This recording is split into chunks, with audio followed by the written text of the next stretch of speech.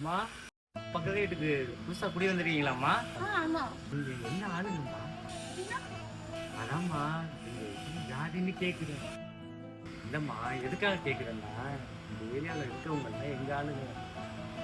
அதனாலதான் அந்த house owner சொல்லணும். கண்ட கண்டவங்க நேரம் கொண்டாந்து குடி வச்சிடுறாரு. சரி நான் வர்றேம்மா.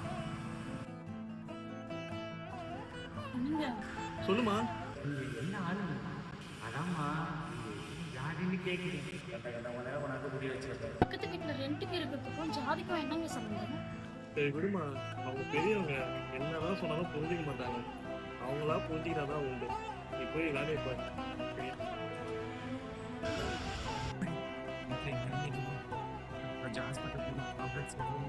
நான் கூப்பிட்டு போறேங்க.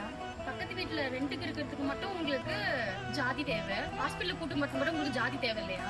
ஐசு, பெரியவங்க கிட்ட என்ன பேசணும்னு தெரியாதா? ஆமாய்யா, இப்ப நம்ம ஹாஸ்பிட்டல் போலாம். ஆனா ஹாஸ்பிட்டல்ல இருக்க டாக்டர் உண்டாலுமே இல்லையே. ஹாஸ்பிட்டல் போலனா என்ன ஆகும்? ஐயோ இப்பவே படப்படன்னு இருக்குப்பா. நீ கூட்டு போலன்னா செத்துருவோம்ல இருக்குப்பா.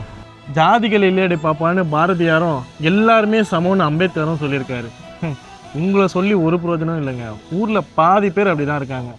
நீங்களா திருந்தினா மட்டும்தான் உண்டு. ஆம்புலன்ஸுக்கு ஃபோன் பண்ணிட்டேன், கிளம்பலாம் வாங்க.